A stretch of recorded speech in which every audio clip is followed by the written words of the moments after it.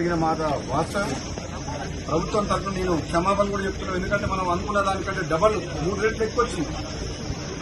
రైతులకు ఇబ్బంది అయింది. కల్లాలల్లా 15 రోజుల నుంచి రైతులు ఇబ్బంది పడుతున్నారు. ఆ మాట వాస్తవం. అందుకని మేము కూడా చింతిస్తున్నాం అందరం. డెఫినెట్ గా రైతుల కోసం ఈ ప్రభుత్వం ఎప్పుడు కూడా రాత్రింబాలు కష్టపడి రైతులకు అన్ని రకాలుగా సపోర్ట్ గా ఉండాలన్న ఉద్దేశంతో పనిచేస్తుంది. కాబట్టి రాబోయే 10 రోజుల్లో కంప్లీట్ గా ధాన్యం సేకరణ కంప్లీట్ చేస్తామని చెప్పి నేను కూడా మాటిస్తున్నా.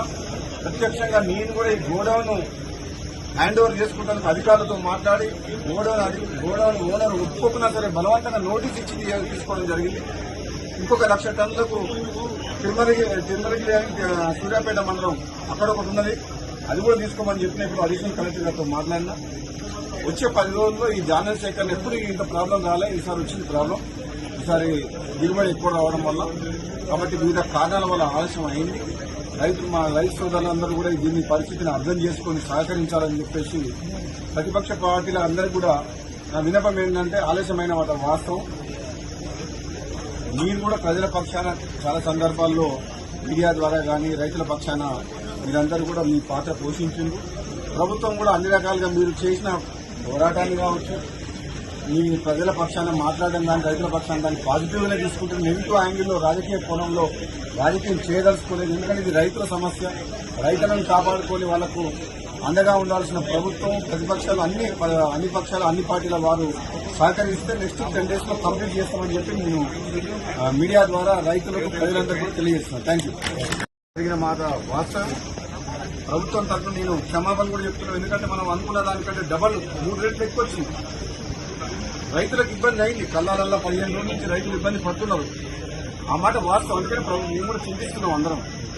డెఫినెట్ గా రైతుల కోసం ఈ ప్రభుత్వం ఎప్పుడు కూడా రాత్రింబాలు కష్టపడి రైతులకు అన్ని రకాలుగా సపోర్ట్ గా ఉండాలన్న ఉద్దేశంతో పనిచేస్తుంది. కాబట్టి రాబోయే 10 రోజుల్లో కంప్లీట్ గా ధాన్యం సేకరణ కంప్లీట్ చేస్తామని చెప్పి నేను కూడా మాటిస్తున్నా. ప్రత్యక్షంగా నేను కూడా ఈ గోడౌన్ హ్యాండ్ ఓవర్ చేసుకుంటానికి అధికారులతో మాట్లాడి గోడౌన్ ఓనర్ ఒప్పుకున్నా సరే బలవంతంగా నోటీస్ ఇచ్చి తీసుకోవడం జరిగింది. ఇంకొక 1,00,000 టన్నులకు తిరుమలగిరి సూర్యాపేట మండలం అక్కడ ఒకటి ఉన్నది, అది కూడా తీసుకోమని చెప్పినప్పుడు అడిషనల్ కలెక్టర్ గారితో మాట్లాడినా. వచ్చే 10 రోజుల్లో ఈ ధాన్యం సేకరణ ఎప్పుడు ఇంత ప్రాబ్లం రాలే. ఈసారి వచ్చింది ప్రాబ్లం. ఈసారి దిగుబడి ఎక్కువ రావడం వల్ల, కాబట్టి వివిధ కారణాల వల్ల ఆలస్యం అయింది.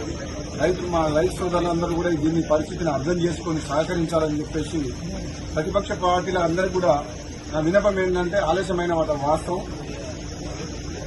మీరు కూడా ప్రజల పక్షాన చాలా సందర్భాల్లో మీడియా ద్వారా కానీ రైతుల పక్షాన మీరందరూ కూడా మీ పాత్ర పోషించింది.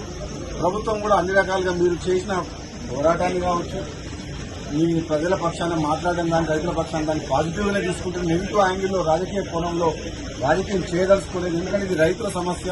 రైతులను కాపాడుకొని వాళ్లకు అండగా ఉండాల్సిన ప్రభుత్వం, ప్రతిపక్షాలు అన్ని పార్టీల వారు సహకరిస్తే నెక్స్ట్ 10 days లో కంప్లీట్ చేస్తామని చెప్పి నేను మీడియా ద్వారా రైతులకు ప్రజలందరికీ కూడా తెలియజేస్తున్నాను. Thank you.